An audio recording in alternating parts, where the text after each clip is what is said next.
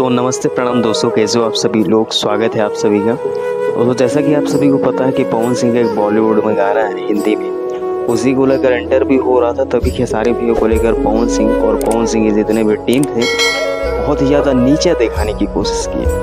उनका मानना है कि पवन सिंह जो लकीर खींच दिए है उसी पे सभी लोग रेंग रहे। शायद इसी को लेकर हमारे खेसारी भैया लाइव भी आए थे, बहुत ही ज़्यादा गुस्सा में नजर आए और उनका कहना था कि भाई आप अपने टीम वालों को समझा लीजिए, ये तो मेरे को एक्शन लेना पड़ेगा। भाई आप लोगों ने देखा ही होगा, काफ़ी दिन हो गया एंड बहुत ही ज़्यादा गुस्सा में भी थे खेसारी भैया, क्योंकि हर बार उनको यही टॉर्चर किया जाता है कि कुछ भी समस्या हो तो खेसारी भैया को लेकर ऐसा खेसारी भैया बोले।